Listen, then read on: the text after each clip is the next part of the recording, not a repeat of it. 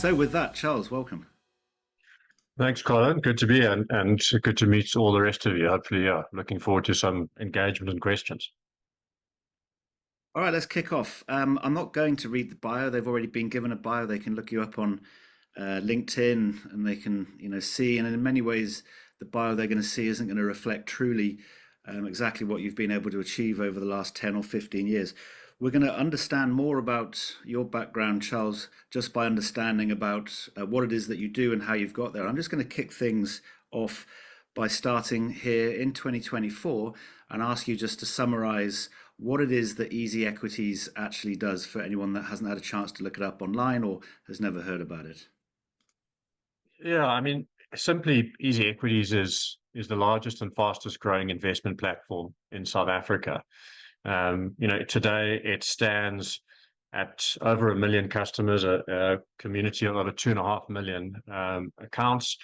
The demographic of the platform is very interesting, specifically for financial services. So it's a true reflection of South Africa. So the average age is 31 years old, 42% female, 58% male participation, and demographically, as I said, exact reflection of the South African population. What's interesting about that is that in the traditional investment platforms against which we compete, the second largest has about 70,000 customers. Let's round it up to 100,000 customers. So we're kind of 10x the size in terms of customer numbers. But the big difference is those platforms have got a significantly older customer base. So their average age is 55 and dominated by white South African men. So 70 to 80% dominated by white South African men. And so the demographic difference means that our asset profile is slightly lower. We have, in total, we've reached 60 billion rand. So let's put that in a real currency, around about $3.5 billion in assets in the 10 years that the platform has been around, and still significantly growing. So, double-digit growth rates year on year for the last 3 years, even through a high inflationary, high interest rate environment. Now, when you entered into this market, the primary players offering in the old days equity platforms, opportunities to invest into equities in South Africa and across the globe were primarily the banks. I believe it is still primarily the banks. What was it that you think was why did you see there was like a space, there was an opportunity there? Because the banks have that pretty well, wrapped up. And I don't know if you just said it, I mean, you have now got over 1 million customers. I mean, you've got a customer base which isn't just beating your nearest competitor. I think it actually runs all of the bank's cumulative total of customers in this equity space. So, what was it that you saw that they were perhaps missing? Yeah, I mean, that's a short question, but it requires quite a long answer. I mean, firstly, I think you need to understand the context. I've been in financial markets for 24 years. And what brought me to financial markets was technology. So I'm a technologist. I built some of South Africa's first e-commerce sites in the late 90s, pretty much in every category. But the industry that caught my attention in the late 90s was financial services. And because the changing demographic of the country, we'd come out of apartheid, 98% of the population had never had access to financial services. I felt that if we built a platform for investing, that the South Africans would pitch up and start investing. And that was in 2000. Naively, the ecosystem to enable that growth wasn't in place at the time, which I never bothered to look at. And so had I looked at the ecosystem, I probably wouldn't have started this journey back 24 years ago. And what I mean by the ecosystem is, there were less than 2 million credit cards. So, transacting online without a credit card is quite cumbersome. Secondly, people were dialing up on 28.8K modems, and it was expensive, slow access. So very hard to build a sustainable financial services business when you're trying to do real-time, investing when you've got slow, expensive access. And then, most importantly, probably the technology that changed the game the fastest is that smartphones weren't in the market, back in 2000. So it was dial-up, it was PC dial-up connectivity. So, had I spent more time reviewing the ecosystem, I wouldn't have started this journey. And thankfully, I didn't, because otherwise I wouldn't be here today. But fast forward from 2000 to 2013, we built a relatively successful trading business in South Africa called GT247.com. And really just that business was focused on highly sophisticated day traders who, could afford access to the internet. And so the ecosystem didn't matter to them. But in 2013, I reflected on why I joined the financial markets. And it was fundamentally to drive this democratization, to deliver financial services to the masses. And again, to give context, as a stockbroking community, as an investment financial services community, if we use a number to say, how many participants had we created in 2000, there were 250,000 stockbroking accounts on the Johannesburg Stock Exchange. So all of the stockbrokers together had a total accounts of 250,000. Fast forward to 2013, the number's the same. We haven't moved the needle. Now, in that period, all of the ecosystem problems that I'd presented have now been eliminated. Smartphones are in the game, internet access and penetration's increased, cost of that access has radically, has gone down. And so, but despite all of that, we'd created no growth.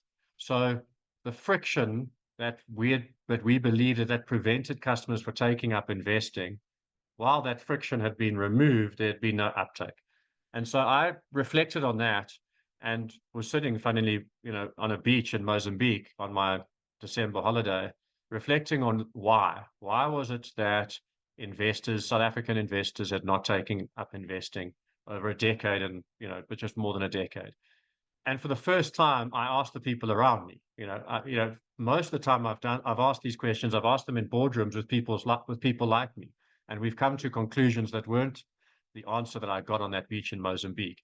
And the answer was, in different ways, that we'd created an interface, a language, a transactional capability, a platform that was too complicated, too sophisticated, too intimidating, that felt exclusive and exclusionary, and essentially they were saying, you'd over sophisticated the storefront. And so I asked the simple question, but what if we made it easy? Would you buy shares? And the answer resoundingly from every single person on that beach, which was, from 12-year-old kids through to, 50-year-old and 80-year-old grandparents, every single person on that beach said, if you make it easy, we'll buy stocks. So the demand, I realized in that moment, the demand has always been there, but we had misinterpreted the friction. We thought the friction was, the things that I talked about, the access points. But actually, the friction was that we'd over sophisticated the interfaces. And reflecting on that, if you think about where people start their journey with investing, we're all kind of 12-year-old kids at the start of that journey. And what we were building were, if you like, we were building cockpits to fly Boeings. We weren't building a Cessna's cockpit. We were building these highly sophisticated trading systems and then trying to give it to 12-year-old kids to say, go and fly your investments for the very first time. And so it was simply that realization that we needed to simplify the interface, make it easy, that became the catalyst for what is Easy Equities today in 2013. And I think it was Steve Jobs who said, and you'll probably correct me exactly what he said, but he said something like this. I mean, the most difficult thing you'll do is to take complex things and make them seem easy or simple. And so the start of our journey is the proposition was simple: make investing easy. The implementation of that is an ongoing journey. And we've had some great discoveries along the way about what easy means, but it's a constant journey. The further we get to democratizing access, because 1 million customers out of a population of 60 million is not democratization. It's a good start. But the further we get to democratizing, the more friction we're going to find that we're going to have to solve for to make it easier and easier for customers to take up investing. How did you go about starting this journey? You've had this epiphany lying on the beach. You've reached out and you've talked to a disparate set of people and brought diverse views in. This is all good business practice, by the way, that people should be doing in their companies and not listening just to the people that sit next to them on a day-to-day basis. You've got this idea that removing friction is going to start to generate demand, and that there is demand and it's worth building for. How did you now go and start that process to turn this into some sort of action? I think this is particularly important because having an ideas are cheap. 99.9, you can tell ideas to anyone. I guarantee nothing's going to happen. To actually execute on an idea is rare. What were the steps that you took? It was I find, and as you know, Colin, I've started lots of businesses, none of them been successful until easy. Um, but my kind of method for validating ideas is to firstly share them with people not like. So, I shared, and what was interesting, beyond sharing it on that beach in Mozambique, everyone I shared the idea with and I got back had more excitement for the idea than I had. And that became the catalyst for me to do something about it. Other people were saying to me, Charles, when are you going to do this? You've had this great idea, now execute it. So that gave me the ability, or it gave me the push to get started. And then, I'm fortunate. I was CEO of a listed company, and so I had access to capital. And I sat down with my board, and I presented a business plan called Project 41. I was turning 41 that year. And on that business plan, it was a two-pager. And it's the first time I've ever produced a two-page business plan. Normally it's reams of paperwork and business plans and financials and a whole lot of stuff that fundamentally in the result never really comes to anything. Typical 3-year break-even plan. But this business plan simply on the front said, the idea is to make investing easy, rewarding, enjoyable, and fun for everyone. And that was the front page. And the second page was, I need 2 million rand to pull off this idea. So $200,000. And I've been very fortunate to be supported by some of, the absolute best investors in South Africa. And Ronnie Lubner, who was chairman of my board, he said to me, Charles, is that all you're going to tell us? And my answer was, yes, I'm afraid so. And he said, well, I think we've heard enough, go and do it.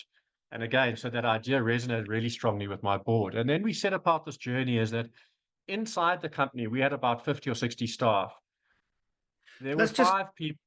Yeah. just before we to that though, let's dig into that because it's powerful, right? Now, my interpretation is the fact that um, your two pager is much about highlighting storytelling and purpose to go and get buy-in and support from investors. My suspicion is if you'd have put a 30-page pack out with lots of numbers and projections and budgets and technical details and scripts and competency, diagrams, that you probably wouldn't have got the support and the backing, or at least not so easily. But you went in with a story and a purpose, and that's won some hearts and minds. Yeah. Yeah. The business plan never made sense. It's because if you think about it, so the largest stockbroker at the time was Standard Bank. Standard Bank, as most of you will know, is one of the largest banks in this country. They had 70,000 customers. And, they'd probably invested to get there, and it's impossible for you to get an accurate number, but I'd say they probably invested 1 billion rand to get there, minimum, to get to that point, to get to 70,000 customers. And here I was asking for 2 million rand, 2% of what they had spent, to make investing easy and to democratize it. And any business plan I'd created would have had to say we're going to be the biggest by a factor of 10. We'd have to, in order for this business plan to work. And nobody would have believed the numbers, but everyone bought the purpose. And Ronnie Lubner, which again, just to give the character of the individual, he's one of the most philanthropic individuals and charitable individuals in this country. He's no longer with us, but he's given back incredibly to South African community. And so he bought the purpose, and he recognized in that purpose that if we got this right, we would make some money, but we had to get it right first. And money was a consequence of getting it right. But fundamentally, my board bought into the purpose. It was the right thing to do at the right time, and it was worth a try. And so, yeah, that was the start of the journey. And then, And then they gave you a amount of money. And then, the next part I think is fascinating because it turns on its head what a typical corporate would do. With that small amount of money, you basically went ahead and put a team together and worked out how to go and launch the products as quickly, as cheaply as you could. And to call it rough diamond, or even to be a little bit more derogatory and say it was more like coal, perhaps isn't that unfair. But tell us how that journey went. yeah, I still think this is probably the best execution of MVP I've ever done. I mean, I love the acronym. Very rarely do I find that it ever stacks up. An MVP is always far more over engineered. But because there was scarcity in our resources. So, the group had a whole lot of other things it was doing that were paying for the income statement. And we had limited this to 2 million rand. And there were 4 other people in the business who were as excited, if not more excited, by this opportunity than I was. And so I pulled them out of what they were doing. There were about 50 staff in the group, so it was small, but I still took 10% of the staff, and we created this very small unit and team. And we said, look, guys, we've only got 2 million rand, and our desire was to launch by the 1st of August, and it was February, so we had 6 months to get to launch in 2 million rand. And because we had this incredible scarcity of resources, we didn't we didn't have the luxury of doing more than we could afford. So we really had to prioritize what was important. What did we need? What were the proof points for this business that we needed to prove with the 2 million rand we had? And they were a very diverse group. So my CFO was part of the group, and he's certainly not like me. And then we had 2 engineers because we needed some code to be written, and we had a marketing a marketing person who was in the group. But we took 6 months, and because of my background is I built technology, I said I was CTO. My previous job was CTO. I had some idea of what we were going to build and how we were going to build it. But in my previous career, up to this point, I'd built probably 5 or 6 platforms. None of them had democratized anything. The biggest customer base any of my platforms had ever achieved was 20,000 customers. And here we were going to go and build something that was going to democratize, get millions of customers. And fast forward, we spent 6 months doing this. We did a lot of introspection around what we were building and is it easy, and could we find references out there that might not be trading platforms because no one had done this, but where had industries taken complex things and made it easy. And we stole a lot from Amazon, interestingly. So as an example, what did we steal from Amazon was kind of book reviews. So if when you purchase something on Amazon, it says people like you, people who buy this book also buy these books. We stole that from Amazon. From Uber, we also stole. We created an experience that people at the end of that experience, they got out and said, well, wow, that's not what I expected from Easy Equity. We wanted people to have that, do their first transaction and go, oh my God, that was much more pleasant than I was expecting. And from social media, we stole the ability to share what you just achieved on social channels, because we realized up front that we had no balance sheet to go and build a brand. We needed our customers to build our brand for us. And so we wanted them to share their experiences on social media. So we plugged those kind of things in. We got to August, literally the night before we were going to launch. And we'd built quite a lot of PR around the launch, saying that we're building this thing called Easy Equities. We told people about it. And I couldn't sleep that night. And fundamentally, when I try to unpack why, there was 2 reasons. One, I had a lot of anxiety and excitement around launching something new. But fundamentally, the thing that was keeping me up was that I'd never launched a platform that was easy. And here I was about to launch a business called Easy Equities. And if the first customer complained about how difficult it was, it would have ended the business right there and then. It would have just been failed delivery. So rather than launch the business, I got up the next morning. I said to the team, "Listen, we're not launching the business. We're going to launch a game. We're going to ask everyone to pitch up and play real markets with play money. But we're going to ask them one question, and we gave away a significant amount of money, so about $20,000. We said we're going to ask them one question: is what did you find difficult about the platform?" And 2,000 people pitched up to play the game. We played it for a month, and we had 1,800 complaints from 2,000 users about how difficult the platform was. And that obviously gave us everything we needed to fix around the user interface before we went live. And that meant that we had to delay our launch by a further 3 months. That was how much extra work we had to do. And that was obviously very useful and worked really well. But the other thing that we learned, which was not, there was strategic intent around the friction points, which I've just described, that people found difficult. But the other thing we learned, which we didn't even think about, and is what were people going to buy that had never bought shares? Because that was a question we couldn't answer without the game. And we gave them limited capital to play this game with. And the biggest complaint that we had from customers is they couldn't afford to buy the shares they wanted to own. And when we reflected on that, it was Amazon, Facebook, Google, in South Africa, Naspers, etc. And we had no strategy to solve that friction. I couldn't write to the CEOs and say, "Do you mind doing a share split because my customers want to afford your shares?" And the problem that created for us is that I said to the team, I said, "Guys, if we can't solve this problem, there's no point building this business. You can't promise democratization. And then when people arrive and say, I'm sorry, people with limited capital can only shop in aisles 1 to 3, and everyone else can shop in aisles 1 to 100. That's not democratization. That's exclusive. That's, sophisticated. And fractional shares, it didn't exist. Um, I take that back. Fractional shares did not exist digitally. And so it took me about 6 weeks to find fractional shares. Conceptually in my head, I felt that they had to exist somewhere.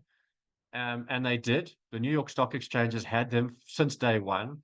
And the Americans are typical of this. They created legislation that as a result of corporate actions, you can end up with a fraction. And they said, if you give a client a fraction, you can't force them to give you more capital to get a full share, and you can't force them to sell. So you have to be able to settle a fraction. So fractional shares have been around, but not electronically tradable for over 100 years. We were the first in the world to allow digital access to fractional shares. And when we discovered these fractional shares, we then looked around the rest of the world to see, well, if the Americans have done it, surely everyone else has done it. And no one else had done it except the Canadians. And you can kind of understand why. They're kind of, like their brothers and sisters. But everywhere else in the world, fractional shares didn't exist. And back in South Africa, where we were trying to build the business, there were no fractional shares. So we then had to engage regulators to build the concept and adopt the concept of fractional shares. And in the result, that meant that we had to spend an additional 5 million rand on legal compliance and regulatory engagements to get these fractional shares approved in an appropriate time frame. So, the 2 million rand business plan had just been kicked to touch because of legal costs. And when we launched in October the 27th, 2014, we launched as the first in the world to have fractional shares, and we patented and copyrighted in South Africa. But the interesting thing about that is, one, we had no strategy to find it. Our customers led us there. What we did was had this deep desire to understand their friction and recognized that they wanted to buy shares that they couldn't afford. But I've been asked, lots of people have asked the question, why are you successful? Why is the business successful? And there are lots of reasons why we're successful. But this is, I think, a more interesting question. If there was one thing that you took out of your business that would destroy your business, that you wouldn't be able to, we wouldn't be where we are today, what would it be? And it would be fractional shares. And, as an entrepreneur, I'd love to say that it was us, it was me, it was the team. We were smart and intelligent, and we had these, visionary ideas, but we didn't. All we did was we were attentive to our customer friction, and we solved it with a high degree of persistency and resilience. And we made a discovery because of that. And as a result of that, we've created a wonderful business, not because of our own designs, but because we were just persistent around making things easy. So that's really. I want to come back to that. Actually, I will come back to that. I'm just going to give a heads up. There's some questions. So, Diamond, I'm going to come to you because Charles actually started down that journey when he was talking about the regulators. But I really, really like that point that you just said there about changing the question round. What is the one thing, if you took away, would mean that you were a failure? And obviously, not having the opportunity to do fractionalization, that's a very specific feature, I suppose. But I think there's another one which, if you took away, you wouldn't be so successful, and that is your insane focus on getting the customers to give you the strategy, to use them as your guinea pigs, to test and experiment with them to the extreme.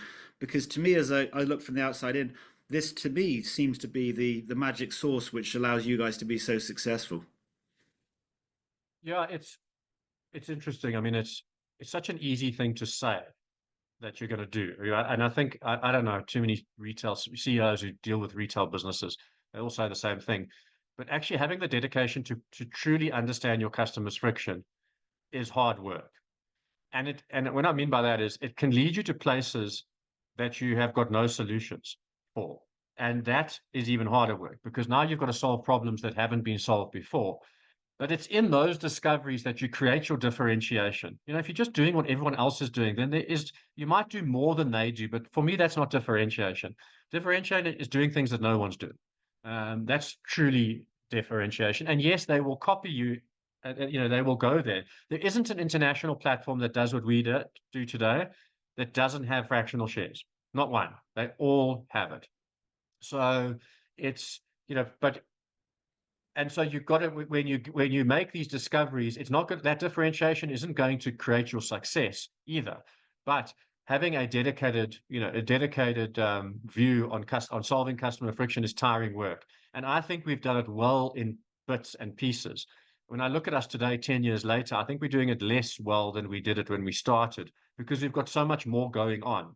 But it's, you know, I think you know, it is really difficult. And if I take you know, companies that do it really well. I think Apple's the genius in this equation. I just think, you know, I'll never forget holding an iPhone for the first time, having had all of those ridiculous smartphones before.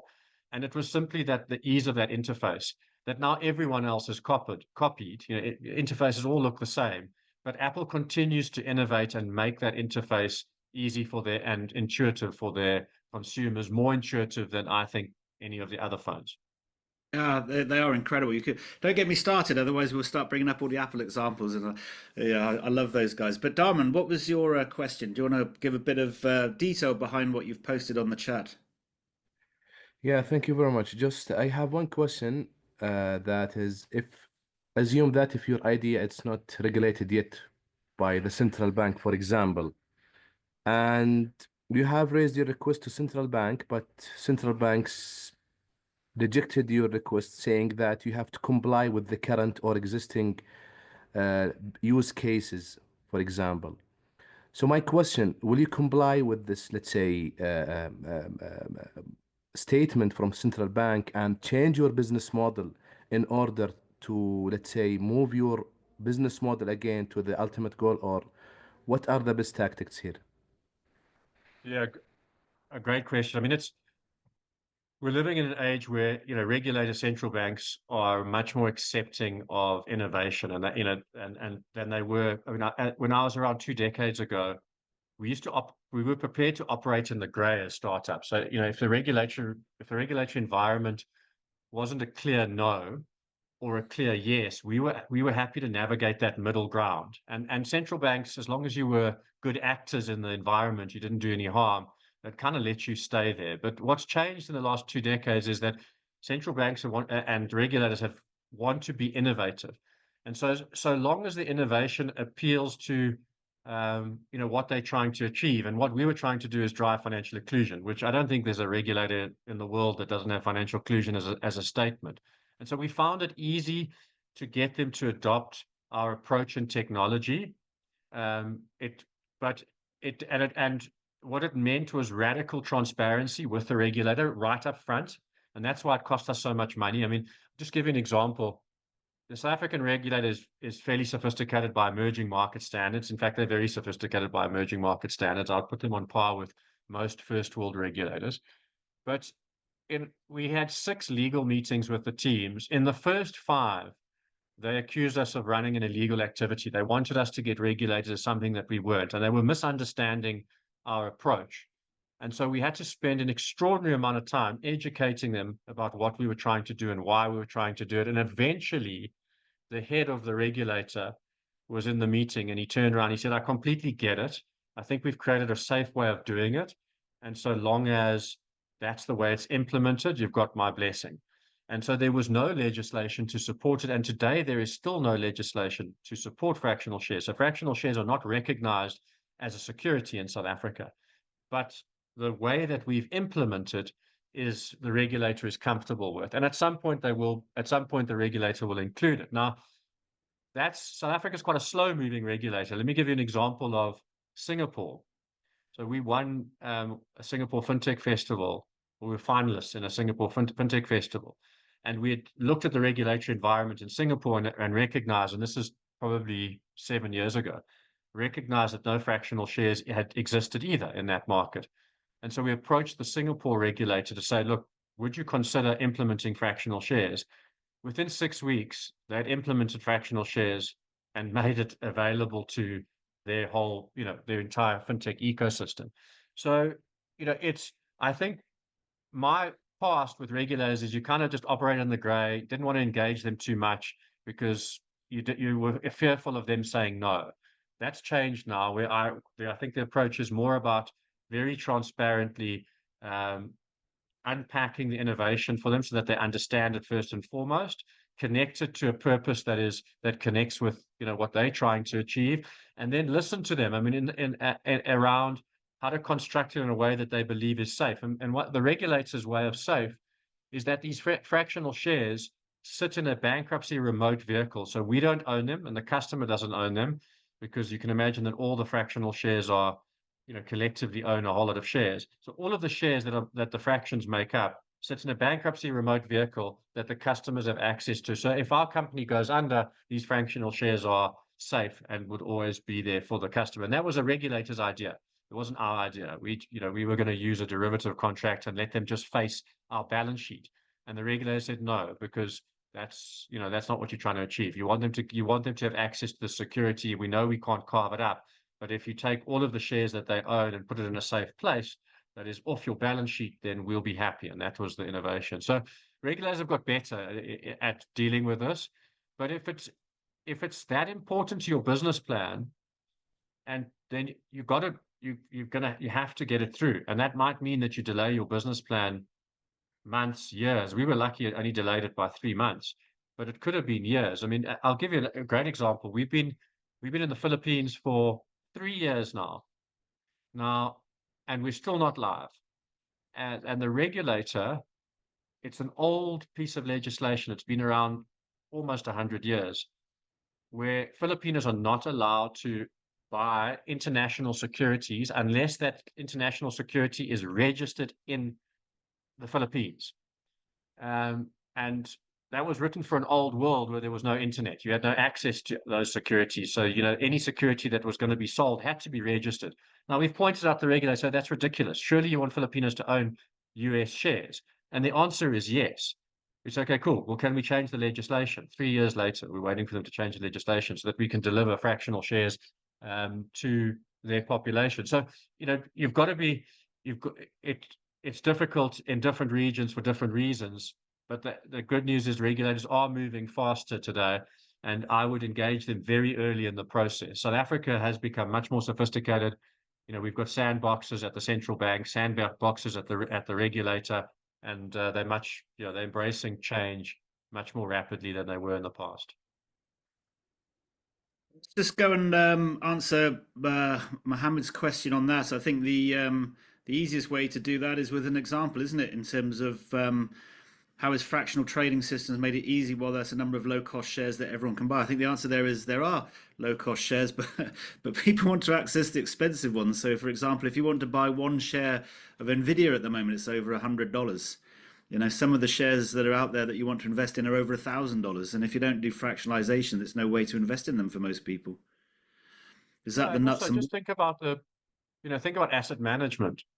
Let's just say you've got $1,000 portfolio, which is, it's hard to run a diversified portfolio with $1,000, because the share prices are, as we just pointed out, you won't be able to buy a whole lot of shares. Now make it $100, and it's impossible to run a diversified portfolio. Now make it $5, and it's over. But I can run a portfolio. On Easy Equities, I can run a diversified portfolio with $1. You can have it.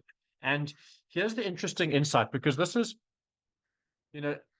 when we launched, there were a lot of South Africans who said there is no requirement for fractional shares. And the point that they'd missed is that everyone starts something new with limited appetite for risk. It doesn't matter what you're doing, whether you're jumping out of a plane, first time you do it, you're going to have someone strapped to your back. And when you're buying shares for the first time, no matter what your wealth is, you want to be able to test this new asset class, this new thing, with small amounts of capital. And if you don't enable fractional shares, then you're never going to be able to test it. I'm going to use it now in a much more relevant asset class. South African bonds are one of probably the top 10 bonds in the world. definitely top 3, 4 emerging market bonds in the world. The minimum investment to buy a South African bond is 2 million rand. So, $150,000, which means only institutions can afford to it. There's very few South Africans who can buy a South African bond, but government wants funding from its people, and yet it sets a minimum of 2 million rand on a government bond. So what did we do? We fractionalized it. So now you can buy 1 rand of a government bond. We've sold over 1 billion rand of government bonds to retail. We only launched them recently, 6 months ago. And so there's a great innovation where retail, our innovation coupled with our distribution, meets government's agenda. And so you can imagine how excited government are about making access to capital much easier for them. So, there's a better example of where it makes sense. But our lesson is simply this: everyone, just regardless of their wealth, start something new with small amounts of capital. And fractionalization enables that small start. And everyone uses it now. Rich, poor, young, old, everyone in between. Everyone's using fractional shares on our platform. Abdullah, are you coming from a design thinking background? Do you want to ask your question to Charles? Yeah, thank you very much. Thank you. Thank you, Charles and Colin. Okay, what I learned from module 2 from Professor Herman was, among the things, was design thinking. Also, when I heard about easy equity business, when you ask the customers and you try to make investing easy, I thought also this is also has to do with design thinking. So did you take design thinking into perspective when you make this business? Yeah, it's yeah. Also a great question. Connecting the dots backwards, yes, we did. But I'd be lying to say that I had had any experience of design thinking before this. And, so today when we talk about design thinking and how we've utilized it and continue to utilize it in our approach to building new products and services. But the truth is, I'd never heard of the concept of design thinking 10 years ago. And we just had this innate desire to solve this problem statement, but 100%, it fits, our whole approach does fit design thinking. And so it is a big enabler. Today, we use it extensively through the group. We present ourselves as having a lot of experience in design thinking, but 10 years ago, we didn't even know it existed. Okay, thank you. The other thing that goes obviously neatly with design thinking is this concept of running teams, small squads, Scrum, Agile. Again, was that a similar story? Did you kind of fall into using those models, or was it something which you thought long and hard about and thought, we're not doing waterfall, we have to do something better than that? Yeah, it was quite a selfish desire. So we've adopted Agile as our approach. Now, Agile has obviously come out of and Scrum and all those things have come out of the development environment, so I'm aware of them. But they much more recently have been adopted in business outside of engineering. But what I liked about Agile was a lack of hierarchy, small accountable teams, if you like, entrepreneur startup, that go and, that are given the license to go and do things the way they want to do it. And what appealed to me is that if I'm going to create a career that allows me to stay for as long as I want, then I need to create an environment where I can work with the people that inspire me the most on the projects and initiatives that get me out of bed earliest from wherever I might be at that time in my life. And Agile enabled that for me as a CEO. It created this remote workforce. We work, hybrid. So WeWork is our office space, so we can work anywhere in the world as a company, which is just incredible. Two is we work in these small accountable teams. And outside of the business, I get introduced to CEO. Inside the business, I'm just working on stuff, whatever that might be. And I'm accountable to the stuff that I'm working on. And because, I've got more experience than others, I tend to work on stuff that is more valuable than someone who's just started. But I very rarely have to wear the CEO title in what I do. And the beautiful thing about that is I've created an environment now that I can stay for as long as I want. There's no reason, whether I move to another country or whether I decide I want to travel more extensively as my kids finish school. But importantly, I don't believe in a hierarchical system that gives that privilege only to the C-suite, because that's typically what these companies do. They give these privileges to the people that are higher up the ladder. And so our entire organization has that privilege. And I don't know, Colin, if you saw, but on LinkedIn, one of my colleagues, Tanya, has just spent 6 months.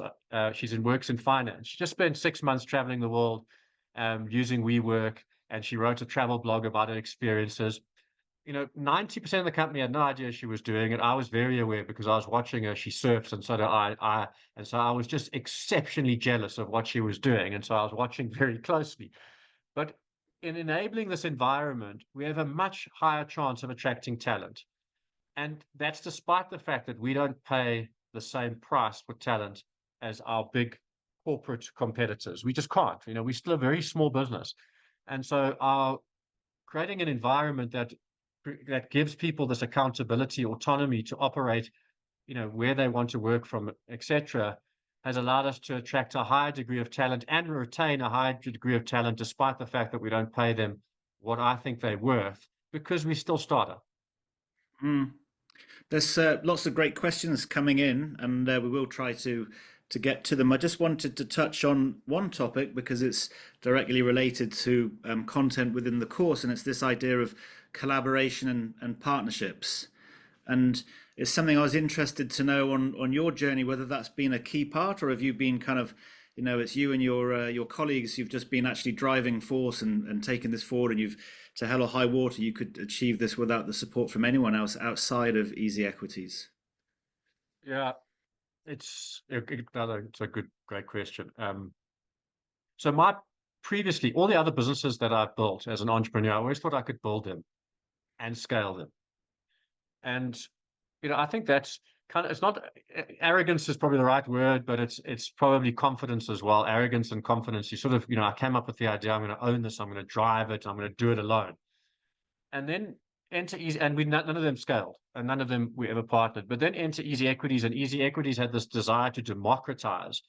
And the realization that I came to right at the start was no one ever democratized anything on their own. It's done in collaboration, in community, in partnership. And so right from the start, when we designed the platform, we said, look, guys, if we're going to truly democratize, then surely we have to give this platform away to other people who believe in what we're doing so that they can join us in this democratization. So right from the start, we build the platform to partner. And so very early in the first year, we partnered the largest ETF issuer, Satrix, which is owned by Sanlam, and Sanlam's the largest insurance business in Africa. We gave them our platform. We gave it away for free. I mean, this is an interesting. They came to us, said, "We love your platform. We would love to be able to use it for our customers." And they said, "What would it cost us, and how long would it take?" I said, "No, we'll give it to you for free, and it'll take 6 weeks." And we gave them. It's called Satrix now. You can go and see it. It's powered by Easy Equities, and we run their entire platform capability for them. We also gave it away to Capitec Bank, the largest retail bank now in South Africa. We gave it away to Discovery Bank, the largest. They are the largest now, the largest private and fastest growing private bank in South Africa, and arguably, in my view, the most innovative business to come out of South Africa in the last 3 decades. We've also given it to Telkom, which is the third biggest, well, it's the largest landline operator and third biggest mobile operator in South Africa. And the list goes on. But it's this partnership and community-driven and collaborative platform that we created. We partnered our customers as well. Let me give you examples of those. So a lot of our internal staff said, we should own the dialogue around Easy Equities, i.e., it should be our marketing voice and our marketing voice only. And I said to them, guys, how does that scale? If we don't let our customers be the voice, we don't let them stand on the stage and tell their story for us, we're never going to scale this business. We don't have the marketing money to compete. And then the compliance concern was, but if other people tell our story, then they're going to get us into trouble. They're going to say the wrong things. And so we have to own the story. And I said, forget it, we're not. And let me give you examples of what that's created. There are over 10 people in South Africa, 10 individuals who started their journey with Easy Equities who've now published books about their stories. There are community forums on Facebook, TikTok, Instagram. The largest one has got over 1 million participants. and all this person talks about is investing on easy equities. There's a Facebook group that is 750,000 people, and the person who created that group is now an employee of mine. So we saw what he was doing, and we said, look, you're doing a great job. By the way, you're using our brand. Can we just be clear that you don't work for us? And then now he does work for us, and he still runs that forum.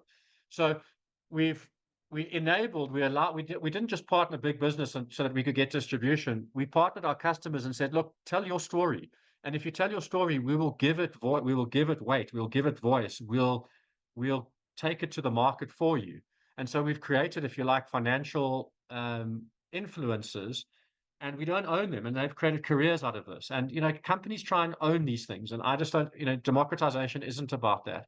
So partnership is a big part of our DNA. The other thing which is about partnership as well, and I think fractional shares is the one thing that if you took away, it'd be unsuccessful. This might be the second thing. Because we're a listed company, people have been able to buy our shares, which means they'll be able to join us in this journey as owners, as shareholders, as equals. Every shareholder has the same rights. Doesn't matter how many shares you've got. And just to tell the story behind that, when we started Easy Equities, Purple Group was listed. We had 1,800 shareholders. The largest share by retail shareholders in South Africa was Sasol. They had about 120,000 retail shareholders. Today, we've got 180,000 shareholders. We are the largest held retail share in South Africa by number of shareholders. And what does that mean for us? It means we've got an army of shareholders that stand to our backs when we get things wrong and sing our praises when we get things right. And that's an extraordinary capability to have, is this army of shareholders that defend us when we need to be defended, because we are we're still moving very fast. We do 52 builds a year. So, which means we're probably making 30 mistakes a year because of the pace that we're moving. And so we need our customers to defend us from time to time. But when we do something right, we want them to go and tell their friends and family about it as well. And that is a big part of partnership, is allowing people to own a part of what you're creating. And startups very rarely do this. If you think about startup, Silicon Valley, let's just use them as an example. They own it, they empower it, they create their best return. And then when they're tired of the return, trajectory, i.e., it's not really meeting their expectations anymore, they then IPO it and give it to retail. At the end, we've allowed retail to be in right from the start of the journey, and that's been a hugely empowering factor in our growth. So I think it's another thing that we've done that hadn't been done before. And you do see it now in crowdfunding platforms and others where retail investors can get in early. But I think it creates a great flywheel for growth, because fundamentally, your most loyal customer is not the one that has the highest loyalty points. It's the one who's a shareholder. Very, very good advice that. I've messaged you a question. I'm sure you'll respond on that shortly, Charles. But while you're looking at that, Hala, do you want to ask your question?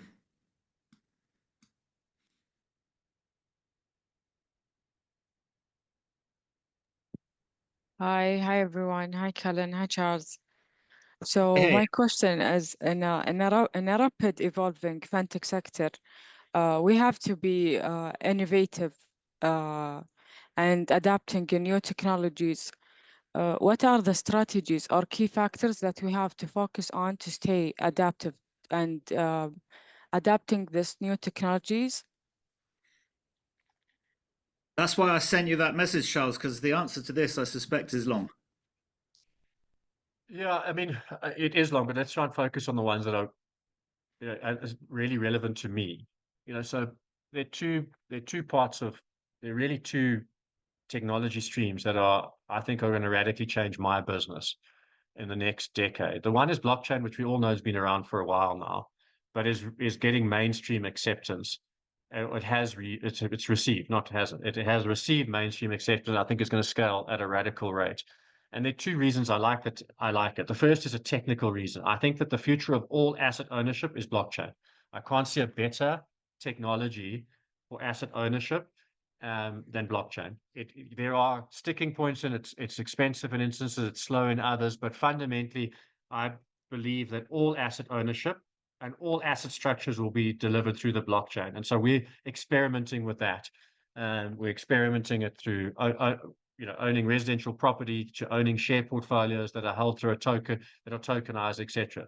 The other reason I like it, which is the obvious reason, is I think it's a better representation of money. And I think the future of money is definitely going to be a cryptocurrency. I'm not going to say which one, but it will be one of them. And so that is 100% technology that we are constantly looking to innovate with. The second one, which I'm probably more excited about because it's scaling faster than blockchain is AI. The adoption of AI, or the rate of change of AI has kept me up at night, because if I was starting Easy Equities today, how would I build it knowing that AI is alive and well? And it would be a very different business, very, very different business. And so what my anxiety is now focused on is, how do we implement the business as if it was built in an AI age? And that's where a lot of our focus and attention from a technology perspective and innovation is going, is to say, guys, when you think about implementing anything, front office, back office, client facing, regulatory, risk, anything, the starting point must be, how would I do this with AI? And if AI can't solve it, fine, then solve it the way that you would traditionally try and solve it. But that's where I think most of our innovation is going to come in. And I'll give you just an example, which we launched in August, and it's the fastest product we've ever scaled. So it got to 10,000 users in the shortest period of time, less than a month. Easy Equities took a year to get to 10,000 users. And we used AI. The problem statement was this: the US has got about 15,000 shares in ETFs to invest in. So that's a very big universe. And the paradox of choice is that the more choice, the less choices you make. And so for a retail investor, how do we simplify this choice for you without giving you advice? And the minute I saw AI, I said, well, hang on, here's an opportunity to solve this problem really well. And so we looked for people who had created technology that was leveraging AI to take complex choices and make them simple. We found a crowd in Australia that are doing it really well. And we launched what is called AI baskets, where a retail consumer can have a very intelligent conversation with an AI bot that then interprets that conversation, creates a basket of shares. That basket of shares, it then looks at that basket of shares and creates a return profile and risk profile of those shares, so that they can see what the returns would have been historically. It weights them in two ways, either by market cap or equally weighted, and then creates a fact sheet, a traditional fact sheet, of what that fund would look like, and measures things like volatility and return and all the things that you would expect to see on a fact sheet. It does that in about 30 seconds. And the customer gets to use this, and they pay a nominal, it's actually for free for now, but they'll pay a nominal fee in the future to use it. And our adoption rate of US shares is accelerating at the fastest pace we've ever seen, because we've used AI to solve this problem, which is the paradox of choice. Well, what shares should I invest in? And so for me, that's where, in my line of business, there are lots of other technologies that we can talk about forever, but for me, those are the two that I think are going to radically disrupt our industry. And if I just sketch what I mean by that, is that I think within the next year or two, the first AI asset manager will list a product and manage a product in real time, forever. Now, will that reach mass adoption? I've seen they've already done it in tokenization. So an AI agent has already created a token and managing that token, but it won't be long before a mainstream asset manager does it. Will that mean that adoption will happen overnight? No. But a decade from now, or 2 decades from now, the only way you will invest, and is in AI in partnership with human through digital tokens that then reference the asset ownership, and not just reference the asset ownership, control the structure of that asset and maintain the integrity of the structure of that asset using things like Ethereum, smart contracts, etc. And so for me, that's what I think the future looks like. It's how do we get there, where we're focusing our attention, leveraging those two technologies to get there. What do you think the banks and the insurers, the more traditional organizations, a lot of the guys here are coming from those backgrounds, can sort of learn off the back of this? And then there's It's another question, but it's, this, I'm just going to stop there because I'll let you go. yeah, look, I think it's very the compliance regulation risk is terrified of AI, and rightly so. It hallucinates, and so if you're a compliance risk or regulatory, you don't want any hallucinations in a large organization. So the mandate I gave my staff 12 months ago wasn't to go and say, let's go and build the most complex stuff and solve the most complex problems using AI. Because even in a small organization, compliance risk and is still a big weight to carry around. So what I said to my team for the first 12 months is go and replace the most mundane, least complex tasks in your daily lives. Stuff that it presents zero regulatory risk. So write emails, write content, do marketing blogs, etc. Just use AI in your everyday lives so that you become more comfortable. And so fast forward 12 months ago, everyone, including the risk team, compliance team, everyone is using AI to replace mundane tasks in their lives. But what that's created internally is a much greater appreciation and understanding of AI and its capabilities, and importantly, much greater trust in the technology. And so as a result of that, we're at the second phase now to say, okay, cool, guys, how do we use it now to solve client problems, but client problems that don't present us with high risks? So we're not using it to give advice yet. We're not using it to do asset management yet. We're using it to simplify things like choice, but without giving advice. And so that's the next layer, is to do things that are low regulatory risk, low harm. The third phase, which will be next year, 12 months from now, will be to say, we're now run out of low risk things to do with AI. Now we've got to enter the phase of doing high risk things. But again, 12 months from now, everyone's going to have greater understanding, greater trust in the technology. And the good news is the technology is moving so fast that it is itself solving some of these problems for you. So it is much more compliant than it was 18 months ago, much more. I mean, I've used it to do my own advice, and compared it 18 months ago, ChatGPT version, whatever it was first versus now 4.0, it's chalk and cheese. It's much more compliant. It's not perfect yet. So that's the approach we've taken, is start with small things that don't present any risk, that are mundane tasks, upgrade that, and then upgrade it again. But you must force, as an example, it was an OKR in our business that every single person had to monthly. It's like a KPI, key performance indicator. OKRs is how we measure your progress in the organization. Every single member of staff had to have an AI OKR. So every single department, every single function had to use AI to do something.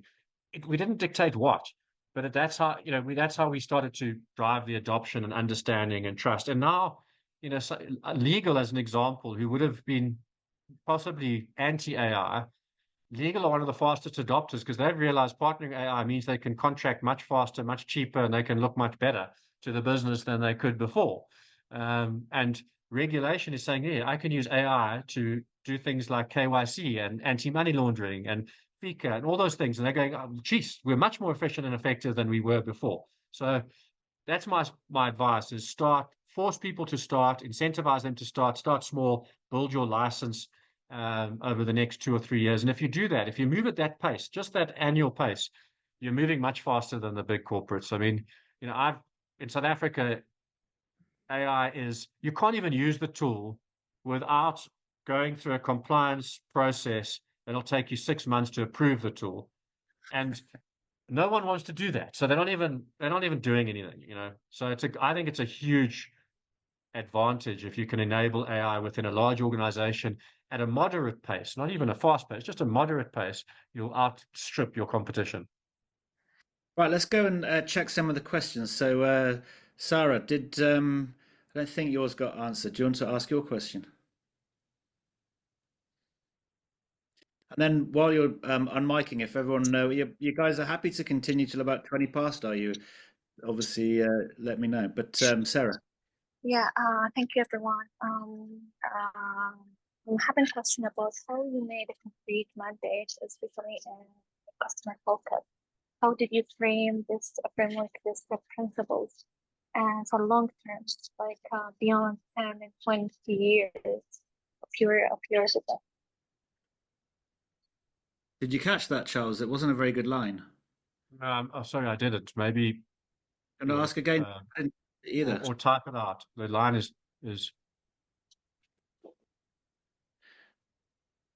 I think was it related to the design principles? Ask again, Sarah. Otherwise, type it out and we'll come back to you. Yeah, sorry. I mean, the concrete mandate. I know you mentioned you had at the beginning, like democratizing investing, but how you focus, how or the customer focus is being for a very, very long time, for like over 10 and 20 years. What's your advice on how to framework this kind of principle? Okay, so I think I've got it. So with your customer-centric journey where you're going and having lots of interactions with your customers, you get so much information that's coming through. What frameworks and decision-making processes do you use to make sense of that and take the or make the correct decisions of where you're going to apply your focus? Yeah, a good question. I mean, you can't fix all of the stuff all of the time, especially when you get to 1 million customers. And if you think about 1 million customers, so diverse. Our youngest customers are under the age of 10. Our oldest customers are in their 90s. In fact, I think we've got a 100-year-old now on the platform. So you can imagine the diversity of problems that we're looking to solve. So we weigh them against our strategy in the sense that it's obviously about democratization, but we weigh them by customer voice, not by customer value. So we have touch points where you can touch the business. We've got complaints, service tools, sorry, not complaints tools, service tools. They're app reviews where people put their comments in. We do surveys twice a year, very extensive surveys. We get about 100,000 respondents to every single survey. And then there's obviously the usual engagement points, email, etc. And then we consolidate all of that once a year and weigh it by customer voice and then prioritize it by that customer voice. And which means that, let's just say you've got 100 things that you have to solve. You're typically only solving 10% of that in a year. But we weigh by customer voice, not by customer value. And that's a key difference in democratization. If you were building a sophisticated stockbroking business for high net individuals, then you would weigh it by customer value. With democratization, you can't do that because you'll actually end up focusing on the wrong things. Because what a sophisticated high net worth individual requires is very different to someone who's starting their journey as an investor. So that's our framework. And we weigh it once a year. And then we try and get through the kind of top 10%. Some years we do more than that. Some years we do slightly less. We open about it with our customers. So if you look at my annual report, we actually openly say the things that we're going to be doing this year as a result of those surveys. And in many years, there's stuff that we miss because we didn't get to it. In other years, we deliver more. But we're very transparent about it. So they know what's coming, which buys you a lot of loyalty. Because if someone has a customer friction point, they may leave. If you tell them that it's been prioritized and you're going to fix it, then they may stay. And that's important. So that we're very transparent with it. And we do it, as I said, we do it annually. A lot of companies just on that, they'll actually open up to their community with their roadmap in real time on a web page, and they'll offer people thumbs up, thumbs down, and voting for the ideas that the community publish. Now, you don't do that. Was that a deliberate thought process not to go down that path? Yeah, we do it, Colin, in areas, but it's a biased input point. So it's a bit like saying, if you listen to mainstream media, then Kamala was going to win the election. So there's some bias in mainstream media. If you were on Twitter, you might have guessed that Trump was going to win it. And so different channels have got have different biases in them. So as an example, a digital channel is going to have a younger demographic bias in it by virtue of the digital channel. So we make sure that we try and eliminate that bias by being multi-channel and giving everyone an opportunity to raise their voice. And not everyone wants to go onto a website and upvote something or downvote something, and so again, there are biases in those things. So we just want to eliminate those biases. All right, we've got the last 10 minutes coming, guys, so get your questions out and we'll see what we can do. But Abdulaziz, I think you had a good question there. You still want to ask it? Yes, Kalam, thank you. Thank you for your time, and Charles as well. So my question was, while the objective of publishing this application is just to simplify investing for customers. So while kicking off the journey, what were the undertaken strategies to simplify the journeys? You mentioned adopting Agile, where customers engaged while gathering the requirements and building the user stories.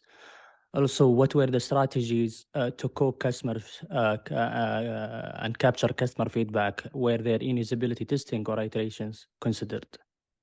Yeah. Cool. Good question. Maybe just to expand on the business model, because to start with, it was certainly as described, a sort of investment platform, but it's more mature than that today. So where it is today is we really see ourselves as doing two things for our customers. One is enabling products that help them create wealth, and two is enabling products that help them protect wealth. So as an example, in the last 2 years, we've launched securitized credit products, which give them lower access to credit using their shares as collateral. We've also launched a life insurance product that with the inherent innovation, that is that investors have got a lower mortality risk, i.e. lower cost to insure, which we've patented as well. So we're more than an investment platform. But to go to your question, the strategies deployed, the customer feedback one I think I've dealt with, in the sense that we have lots of channels for people to give us customer feedback. We weigh it once a year and then we prioritize it into the stack. But the key thing for us in terms of understanding the friction points is everything, because we're a digital business, there's only a digital channel for you to engage with our business. We're able to measure the success of that digital channel through data. And so, as an example, average conversion rates when we started, average conversion rates were from the time that you registered to the time that you funded, the average was about 3 to 4 days. Today, average conversion rate is under an hour. So from the time that you register to the time you fund your account, it's under an hour on average. And unpacking that friction. So why is it 5 days? And then being attentive to those reasons has led us to ensure that we do better KYC, faster KYC, that we have better methods for deposits, money in and money out, etc. So it's easier in a digital business where everything is measurable through your data, and then just looking at the data to find those friction points, referencing them against your competitors, and saying, is that an acceptable metric, or is it an unacceptable metric? And I'll give you another example where we've kind of, I think, best in class. Our cost of acquisition is less than $5 per customer. The only fintech in our category that we've seen that's been able to achieve that is Nubank, and they're also at about $5 a customer. Any of our real direct competitors, Robinhood, Free Trade, Trade Republic, their cost of acquisition is well over $100 per customer. So for us, it's one about measuring the data, having a benchmark to say, is that an acceptable conversion rate? Is that an acceptable cost? Is that an acceptable time frame in reference to our competitors? Because a lot of them publish the stuff as well. And then having strategies dedicated to solving that. And that sounds kind of complex, but there are really only 4 things that we're interested in to simplify it for our staff. The first is the conversion journey, so that conversion funnel. So there's which is just about new customers. So what is the rate of new customers and what's the friction in that conversion channel? The second one is the adoption of our products and services, which you measure through ARPU. Because you can have multiple products now, multiple accounts. How is that adoption rate improving and increasing? So that speaks to revenue. The third one is, what is our cost to serve doing?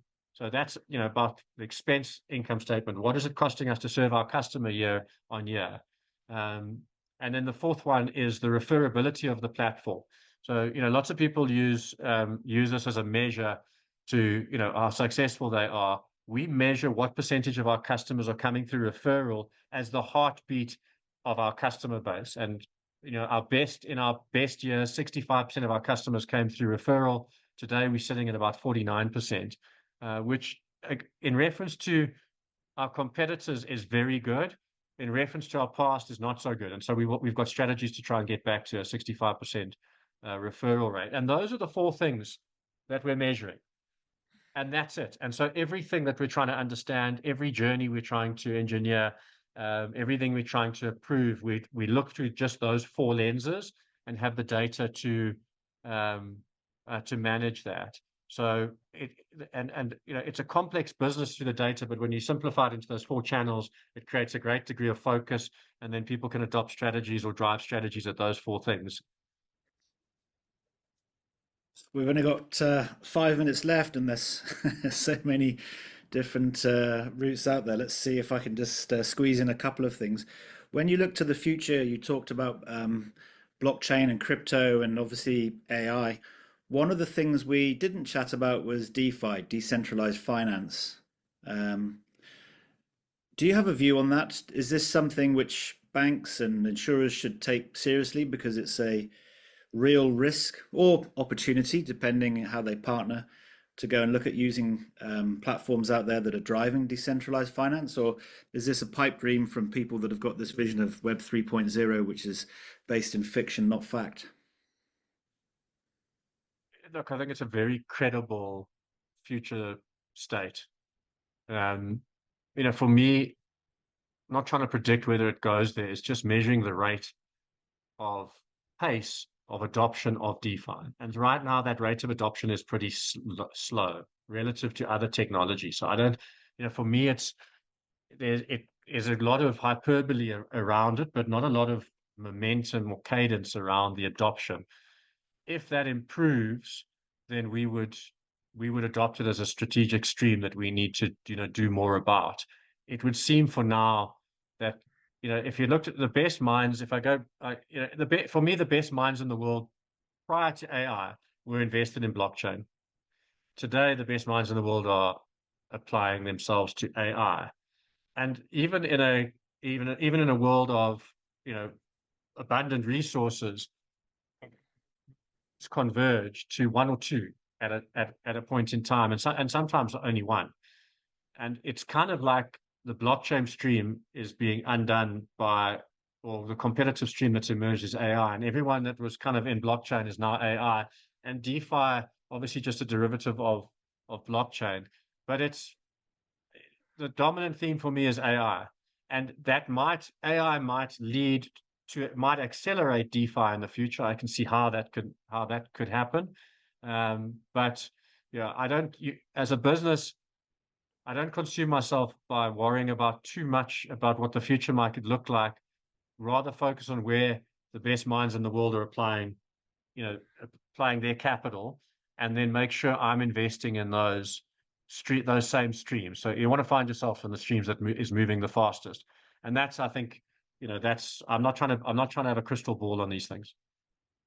And then my last question is, just from listening to you, I don't know if it's a question or a statement. We'll have to sort of, I suppose we'll get there as I ramble, but having listened to you now for the last hour and a bit, it's clear that you analyze data to a incredibly detailed level. Data about trends, margins, indicators from customers, lead indicators. Can you, and for me, this is an incredibly important point, because to bring together the whole of this conversation, I get this sense that your approach to data-led decision-making is another of those critical factors which has helped you to be successful, but is also something, especially in an age of AI, where all leaders are going to have to become much more adept in terms of using data for their decision-making. So I guess there's a question there, which is, do you agree or disagree, and would you like to expand on it? Yeah, I mean, I spend 2 to 3 hours a day on data. And I do not allow a decision to be made in absence of data. And it's a luxury we have in our, we don't have to think about things that aren't happening digitally. Everything's happening digitally. So if somebody wants to solve a problem, I want the data to reference it. If there's an on-market opportunity, I want to understand it through the data. And that eliminates all biases. In a company, the biggest sales get the most wind. And so if you, as an example, as CEO, I could easily drive the strategy of the group based on what I think because I'm CEO, but I don't allow that to happen myself. And so if I'm going to lead the decision making in the group, I better have the highest appetite for the data. And so I spend an extraordinary amount of time on data. AI is reducing the amount of time that I need to spend on data because it's taking data and turning it into useful information. So I'm partnering AI on my data journey now, and we're in the process of really radically upgrading our intelligence that we get from our data using AI, and that's the phase that we're in. I'm urgent and anxious about it because I think that real differentiation in AI is going to come through partnering data. And what I mean by that is, I said earlier, if I was starting Easy Equities today, I could build a better version of it using AI. I have no doubt about it. I could build it faster, better than I did 10 years ago. That's kind of a technology journey. So what have I got that a startup doesn't have? I've got data. I've got 10 years and 1 million customers that are transacting every single day. Well, how do I leverage this data and make sure that it's a differentiator that I give back to our customers? Well, it has to be by partnering in AI. By doing that, I create a defensible moat that is no longer my technology.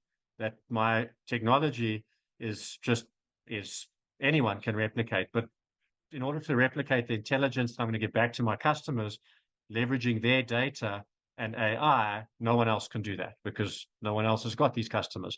So, yeah, I agree with you. And AI is an accelerant for good intelligence that comes from data. And I'm pretty sure I don't think this has to be where businesses are focusing the AI investment because it's a low risk implementation. And there are lots of companies that are doing it. It's kind of an obvious one. If you're not doing it, then I wonder what you are doing. Charles, I always love listening to you to talk about your experience. I learned so much on every call. I just want to thank you on behalf of everyone for joining us, making the time to give up and to give back, and I really do appreciate it. Thank you very much. Thanks very much, everyone. I really appreciated the questions. Really enjoyed it. Just if you want to reach out, I am on LinkedIn or Twitter. And interestingly, your market is of interest to us. We will probably be in that region to do some exploration in the next 12 months. So if anyone's interested in reaching out, please do. And I've really enjoyed the engagement. So thanks, Colin and everyone else.